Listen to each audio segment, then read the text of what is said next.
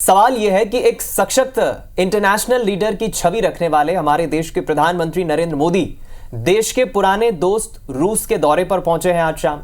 और प्रधानमंत्री की इस रूस यात्रा की दोनों ही देशों की बिग पिक्चर पर क्या असर पड़ सकता है?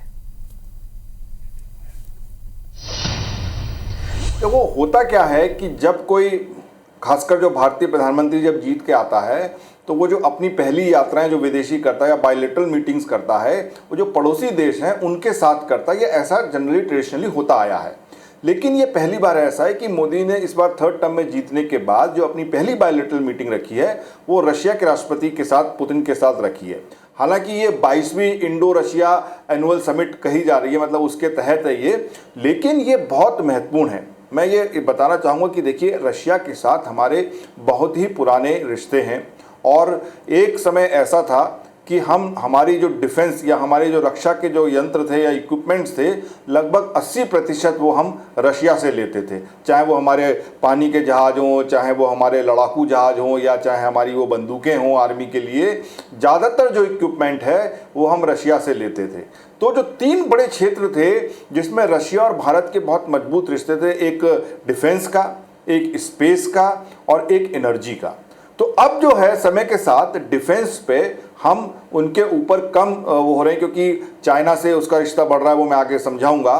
तो अब डिफेंस के लिए भारत ने फ्रांस, अमेरिका, इजराइल, इन सब के साथ भी अपने रिश्ते बढ़ा लिए हैं। लेकिन जब से यूक्रेन पर युद्ध किया चाइना ने, उसके बाद से अगर हमारा और उनका जो सबसे ज़्यादा ट्रेड बढ़ा है वो एनर्जी सेक्टर में बढ़ा है। इस समय भारत अपनी ज़रूरत का 40% कच्चा तेल रशिया से लेता है। और बड़ी इंटरेस्टिंग बात है, क्योंकि पश्चिमी देशों ने और अमेरिका ने उस पर प्रतिबंध लगा रखा है। तो कच्चा माल भारत खरीदता है, उसको प्रोसेस करता है और वही यूरोप और पश्चिमी देशों को बेचता है। लेकिन इससे बहुत ही पैसा पिछले 2-3 सालों में, जब से यूक्रेन का हमला, वो यूक्रेन का युद्ध शुरू हुआ उसके बाद बचाया है।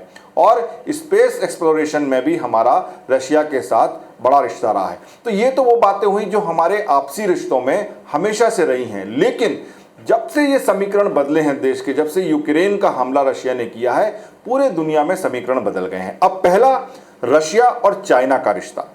हाल के दिनों में रशिया जो है वो चाइना के करीब आया है और चाइना से हमारी पटती नहीं है। तो और जबकि रशिया हमारा पुराना दोस्त है, तो ये यात्रा इसलिए महत्वपूर्ण है कि हमको ये इंश्योर करना है भारत को कि भैया, अगर आप चाइना से दोस्ती कर रहे हो ठीक हो, लेकिन पूरी तरीके से कहीं चाइना पर निर्भर ना हो जाओ, या पूरी तरीके से आपसे चाइना की इतनी दोस्ती ना हो जाए, क्योंकि हमारी चाइना से दुश्मनी है। तो हमारे इंटरेस्ट कहीं उसमें वो ना कर जाए, लॉस ना हो जाए या कंप्रोमाइज़ ना हो जाए। तो ये पूरा बैलेंस बनाने के लिए भारत को रशिया के साथ अपनी दोस्ती मजबूत दिखानी पड़ेगी, जिससे कि वो बैलेंस बना रहे। अब दूसरी तरफ आप देखिए कि भारत के जो रिश्ते हैं वो अमेरिका से भी अच्छे हैं और पश्चिमी देशों से अच्छे हैं, लेकिन रूस और अमेरिका में नहीं पटती है। अब कहीं रूस को ये ना लगे कि भारत अमेरिका की तरफ झुकाव उसका ज़्यादा हो रहा है, तो ये भी इस चीज़ को बैलेंस करा के रखना है कि कहीं, क्योंकि जो भी पश्चिमी देश और अमेरिका जो है वो पूरा रूस के खिलाफ खड़ा हुआ है, क्योंकि वो यूक्रेन को सपोर्ट कर रहे हैं और रशिया यूक्रेन से लड़ाई लड़ रहा है। लेकिन हम तटस्थ हैं। हमने किसी भी मंच पर रशिया की बुराई नहीं की कि उन्होंने यूक्रेन पर इतना हमला किया, बल्कि उनका, हमारे प्रधानमंत्री का एक बहुत फेमस कोट है कि ये जो समय है वो युद्ध का समय नहीं है, ये कोई आज का जो इरा है ये युद्ध वाला इरा नहीं है, बैठ के बातचीत करके हमें सुलझाने चाहिए। तो ये बैलेंस भी दिखाना है कि कहीं रशिया को ये ना लगे कि भारत जो है अमेरिका और पश्चिमी की तरफ ज़्यादा झुकाव हो रहा है। तो इसके लिए भी ये मीटिंग बहुत इंपॉर्टेंट है।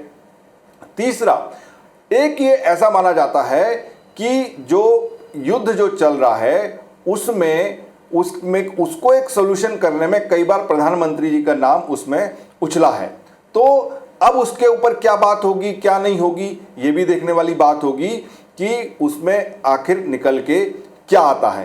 तो अब ये जो सारे जो समीकरण हैं, तो इसको देखते हुए हमारा और भारत को ये भी दिखाना है कि भारत जो है वो किसी की मुसीबत में अगर काम आ रहा है तो वो उसका पक्का दोस्त है। देखिए, दोस्त वही है जो मुसीबत में आपके साथ खड़ा रहे।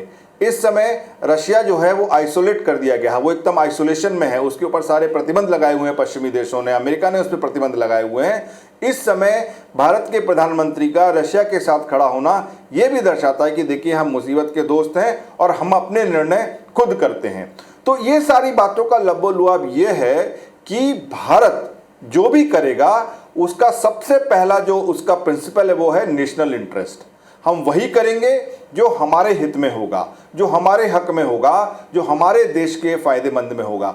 हम भारत किसी भी देश के इशारे पर कोई काम नहीं करने को तैयार है या वो ऐसी क्वेश्चंस को कोई मानने को तैयार नहीं है। हम निष्पक्ष रहेंगे। हम केवल ये देखेंगे कि भारत के इंटरेस्ट में क्या है और उसके हिसाब से हम जो दुनिया के जो दूसरे देश हैं उससे हमारी दोस्ती कैसी हो, कितनी हो, कब नहीं हो, इसका निर्णय केवल और केवल नेशनल इंटरेस्ट सबसे ऊपर रखकर किया जाएगा। तो ये सारी कवायद उसी को लेकर है। हमारा ये मानना है कि रशिया हमारा अच्छा दोस्त है, उससे हमारी अच्छी दोस्ती बनी रहनी चाहिए, लेकिन हमें ये भी ध्यान देना है कि वो चाइना की तरह पूरा ना झुक जाए। फिर हमें ये भी बताना है कि भाई हमारी अमेरिका पश्चिमी देशों से दोस्ती है, लेकिन हम आपके साथ आपकी मुसीबत में खड़े हुए हैं। तो ये एक पूरा बैलेंस है। तो ये देखना बहुत जरूरी होगा कि इस बैलेंस को मोदी कैसे बनाते हैं। और मुझे लगता है कि अगर नेशनल इंटरेस्ट सबसे सामने रखते हैं तो ये कोई ज़्यादा कठिनाई वाली बात नहीं होगी। चलिए, तो मोदी पुतिन की मुलाकात के बाद जो साझा तौर पर कहा जाएगा उस पर सबसे ज़्यादा दुनिया में चीन की नज़र रहने वाली है। और जो मैसेज हम चीन को देना चाहते हैं, जो मैसेज हम विश्व को देना चाहते हैं रशिया को लेकर, वो कितना क्लियरली और कितना वाइब्रेंटली जाता है, इस पर भी नज़र दुनिया की और हमारी बनी हुई। बहुत बहुत शुक्रिया रवि सर, इस बिग पिक्चर पर बातचीत करने के लिए।